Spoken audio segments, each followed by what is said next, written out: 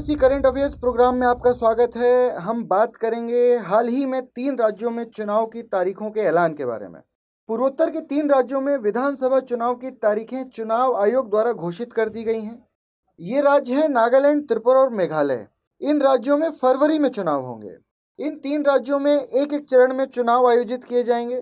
त्रिपुरा में मतदान 16 फरवरी को तय किया गया है, वहीं नागालैंड और मेघालय में मतदान 27 फरवरी को होंगे। सभी राज्यों में मतगणना की तिथि 2 मार्च 2023 निश्चित की गई है। आपको बता दें कि तीनों राज्यों में विधानसभा की 60-60 सीटें हैं। त्रिपुरा और मेघालय में लोकसभा की 2-2 और राज्यसभा की 1-1 सीट है। वहीं नागालैंड में लोकसभा और राज्यसभा की केवल 1-1 सीट है।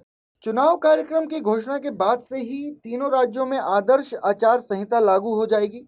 गौरतलब है कि संविधान के अनुच्छेद 324 के तहत चुनाव आयोग को स्वतंत्र और निष्पक्ष चुनाव करने की संवैधानिक शक्ति प्राप्त है।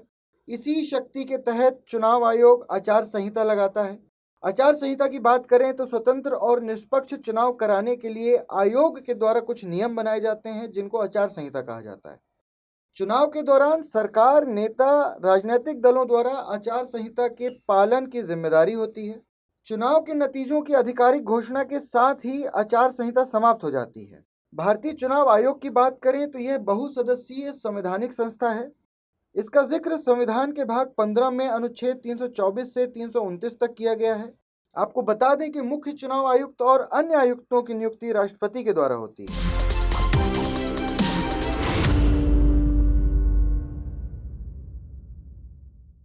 हिंदी में यूपीएससी की तैयारी से संबंधित प्रोग्राम्स को देखने के लिए सब्सक्राइब करें स्टडी IQ IAS हिंदी।